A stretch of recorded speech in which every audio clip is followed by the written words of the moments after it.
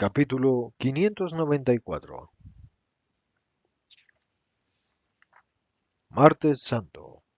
Lecciones sacadas de la higuera agostada, el tributo de César y la resurrección de los cuerpos. Están para entrar de nuevo en la ciudad y vienen por el caminito lejano que tomaron la mañana anterior. Es como si Jesús no quisiera, antes de llegar al templo, al que se accede pronto entrando en la ciudad por la puerta del rebaño que está cerca de la probática, es como si no quisiera verse rodeado de la gente que aguarda, pero hoy muchos de los 72 lo esperan, ya del otro lado del Cedrón, antes del puente. Y en cuanto lo ven aparecer de entre los olivos verde-grises, con su túnica purpúrea, se mueven en dirección a él y se reúnen y siguen hacia la ciudad. Pedro, que mira adelante, cuesta abajo, siempre sospechando ver aparecer a algún malintencionado, observa entre el verde fresco de las últimas pendientes una masa de hojas mustias colgantes que pende sobre las aguas del Cedrón. Las hojas, acartonadas y languidas con manchas como de óxido distribuidas en su superficie, asemejan a las de un árbol reseco por el fuego, y de vez en cuando la brisa arranca una hoja para sepultarla en las aguas del torrente. Pero si es la higuera de ayer, la higuera que maldijiste, grita Pedro, señalando con una mano hacia el árbol seco, vuelta su cabeza para hablar con el maestro. Acuden todos presurosos menos Jesús, que sigue adelante con el paso que llevaba. Los apóstoles refieren a los discípulos los precedentes del hecho que observan, y todos juntos hacen comentarios mirando estupefactos a Jesús. Han visto miles de milagros realizados en hombres y en elementos, pero este los impresiona más que muchos otros. Jesús, que ha llegado a donde ellos, sonríe al observar esas caras asombradas y temerosas y dice, ¿y bien, tanto les maravilla el que por mi palabra se haya secado una higuera? ¿Que no me han visto acaso resucitar muertos, curar a leprosos y dar la vista a los ciegos, y multiplicar los panes, y calmar las tempestades, y apagar el fuego? ¿Y les asombra el que una higuera se seque? No es por la higuera, es que ayer estaba lozana cuando la maldijiste, y ahora está seca, mira, quebradiza como la arcilla, seca. Sus ramas ya no tienen médula, mira, se pulverizan. Y Bartolomé desmenuza entre sus dedos unas ramas que con facilidad ha partido. Ya no tienen médula, tú lo has dicho, y cuando ya no hay médula, se produce la muerte, bien sea en un árbol, o en una nación, o en una religión, y queda solo la dura corteza y la inútil vegetación, crueldad e hipócrita exterioridad. La médula blanca interior, llena de savia, corresponde a la santidad, a la espiritualidad. La corteza dura, la vegetación inútil, a la humanidad carente de la vida espiritual y de la vida justa. Hay de aquellas religiones que se hacen humanas porque sus sacerdotes y fieles han dejado de tener vital el espíritu. Hay de aquellas naciones cuyos jefes son solo crueldad y ruidoso clamor carente de ideas fructíferas. Hay de aquellos hombres en que falta la vida del espíritu. Pero si esto se lo dijeras a los grandes de Israel, aun siendo verdad lo que dices, no te comportarías inteligentemente. No te hagas ilusiones por el hecho de que hasta ahora te hayan dejado hablar. Tú mismo dices que no es por conversión del corazón, sino por cálculo. Sabe, pues, tú también calcular el valor y las consecuencias de tus palabras, porque existe también la sabiduría del mundo, además de la sabiduría del espíritu, y hay que saber usarla en beneficio nuestro, porque, en fin, por ahora estamos en el mundo y no todavía en el reino de Dios. Le dice esto Judas Iscariote, sin mordacidad, pero en un tono doctoral. El verdadero sabio es el que sabe ver las cosas sin que las sombras de la propia sensualidad y las reflexiones del cálculo las alteren. Yo diré siempre la verdad de lo que veo. Bueno, pero esta higuera ha muerto por haberla maldecido tú, ¿o es una coincidencia, una señal? No sé, le pregunta Felipe. Es todo eso que dices, pero lo que he hecho yo lo pueden hacer también ustedes si alcanzan la fe perfecta. Tengan esa fe en el Señor Altísimo, y cuando la tengan, en verdad les digo que van a poder hacer esto y más. En verdad les digo que si uno llega a tener la confianza perfecta en la fuerza de la oración y en la bondad del Señor, podrá decir a este monte, córrete de aquí y échate al mar. Y si diciéndolo no lo duda en su corazón, sino que cree que lo que ordena se puede cumplir, lo que ha dicho se cumplirá. Y pareceremos brujos, y nos apedrearán como está escrito, para quien ejerce la magia. Esto está en el Levítico 20 hasta el 27. Sería un milagro necio y con daño para nosotros, dice Judas Iscariote, meneando la cabeza. El necio eres tú, que no comprendes la parábola, le rebate el otro Judas. Jesús no habla a Judas, sino que más bien les habla a todos. Les digo, y es vieja esta lección, que repito en esta hora, que todo lo que le pidan con la oración, tengan la fe en que lo han obtenido y lo van a recibir. Pero si antes de orar tienen algo contra alguien, antes deben perdonar y hacer la paz, para que tengan como amigo a su Padre que está en los cielos, que mucho, mucho les perdona y les favorece. De la mañana a la noche y del ocaso a la aurora. Entran en el templo, y los soldados de la Antonia los observan mientras que pasan, y van a adorar al Señor, y luego vuelven al patio en que los rabíes enseñan. Enseguida, antes de que la gente venga y se remoline en torno de él, se acercan a Jesús Saforimes, doctores de Israel y herodianos, y con falsa deferencia, tras haberlo saludado, le dicen, Maestro, sabemos que eres sabio y veraz, y que enseñas el camino de Dios sin tener en cuenta nada ni a nadie, aparte de la verdad y de la justicia, y que poco te preocupas del juicio de los demás y de lo que los demás puedan pensar de ti, sino que te preocupas más bien solo de llevar a los hombres al bien. Dinos entonces, ¿es lícito pagar el tributo a César o no? ¿Qué opinas? Jesús los mira con una de esas miradas suyas de penetrante y solemne perspicacia y les responde, ¿por qué me tientan hipócritamente? Y además, alguno de ustedes ya sabe que a mí no se me engaña con hipócritas honores, pero muéstrenme una moneda de la que usan para el tributo.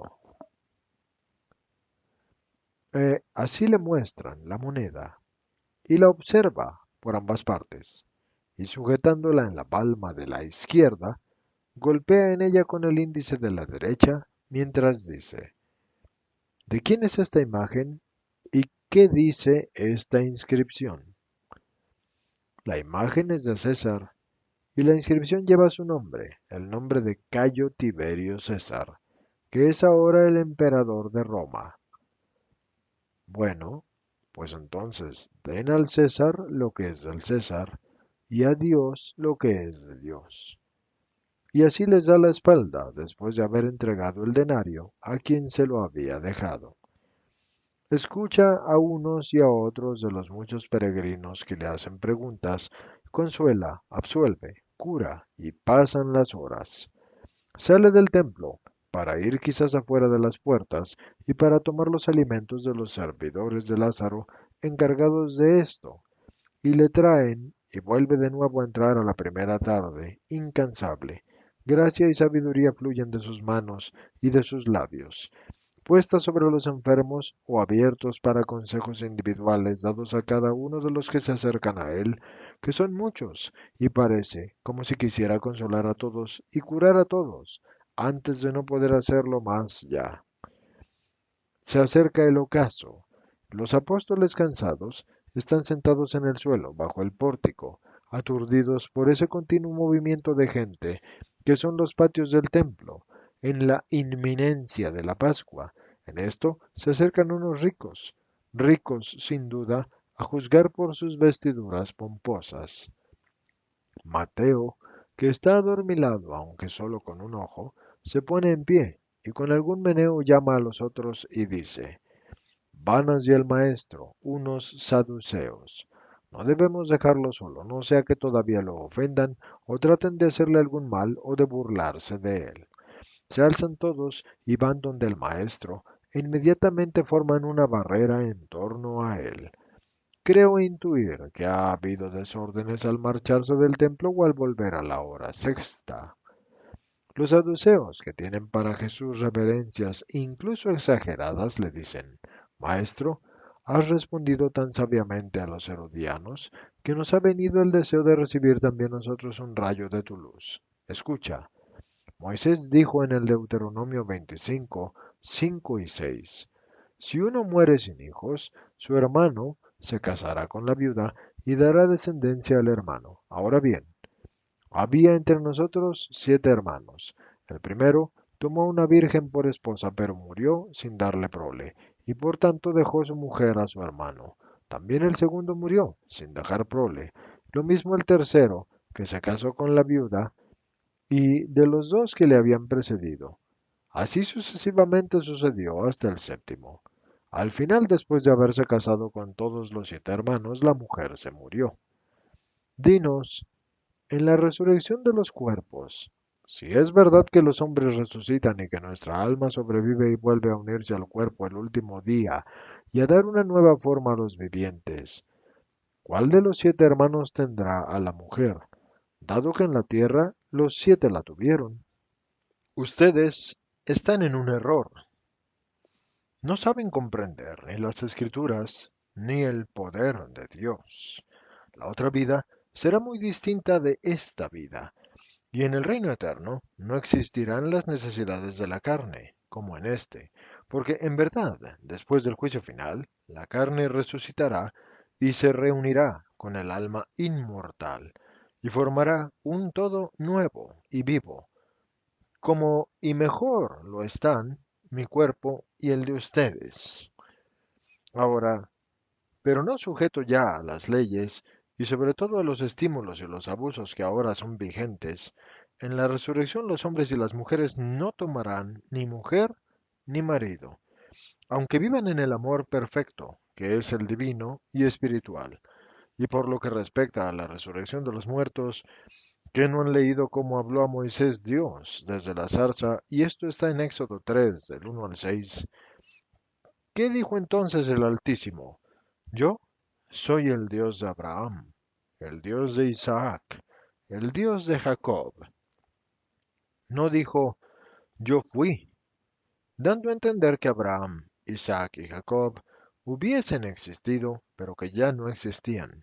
Dijo, yo soy, porque entender que Abraham, Isaac y Jacob hubieran existido, pero que ya no existían, no hubiera sido correcto.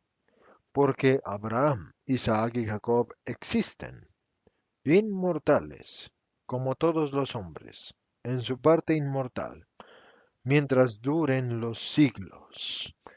Luego, también con la carne resucitada para la eternidad. Existen, como existe Moisés, los profetas, los justos, como desventuradamente existe Caín, y existen los del diluvio y los de Sodoma y todos los que murieron en la culpa mortal. Dios no es el Dios de los muertos, sino el Dios de los vivos. Tú también vas a morir, y luego vas a estar entre los vivos. Lo tientan, porque están ya cansados de comportarse con mansedumbre. El aborrecimiento es tal que no saben contenerse. Yo soy el viviente, y mi carne no conocerá la corrupción. Se nos arrebató el arca y la actual también se nos quitará, incluso como símbolo. Se nos arrebató el tabernáculo y será destruido. Pero el verdadero templo de Dios no podrá ser ni arrebatado ni destruido. Cuando sus adversarios crean que lo han conseguido, entonces será la hora en que se establecerá en la verdadera Jerusalén, en toda su gloria. Adiós. Y presuroso, va hacia el patio de los israelitas porque las trompetas de plata llaman al sacrificio del anochecer. Me dice Jesús, y esto se lo dice a María Valtorta. Te digo qué señales en la visión de ayer, el punto que dice, el que caiga contra esta piedra quedará destrozado en las traducciones. Esto se usa siempre sobre. Yo dije contra, no sobre. Y es profecía contra los enemigos de mi iglesia, los que la atacan, arremetiendo contra ella, porque ella es la piedra angular, quedan destrozados. La historia de la tierra lleva 20 siglos confirmando lo que yo dije. Los perseguidores de la iglesia quedan destrozados al arremeter contra la piedra angular. Pero también, y esto han de tenerlo presente los que por ser de la iglesia ya se creen salvados de los castigos divinos, aquel sobre el que caiga el peso de la condena de la cabeza y esposo de esta esposa mía, de este cuerpo místico mío, quedará triturado. Y, previniendo una objeción de los siempre vivos escribas y saduceos malévolos para con mis siervos, digo, si en estas últimas visiones aparecen frases que no están en los evangelios, como estas del final de la visión de hoy, y del punto en el que hablo de la higuera seca, y otros más, recuerden aquellos que los evangelistas eran también de ese pueblo, y que vivían en tiempos en que cualquier choque, demasiado vivo, podía tener repercusiones violentas y nocivas para los neófitos. Para los que no sepan, neófito significa aquel que no sabe sobre un tema. Lean de nuevo los Hechos Apostólicos y verán que la fusión de tantos pensamientos distintos no eran sin fricciones, y que si unos a otros se tributaron admiración reconociéndose recíprocamente los méritos, no faltaron entre ellos desacuerdos, porque diversos son los pensamientos de los hombres y siempre imperfectos.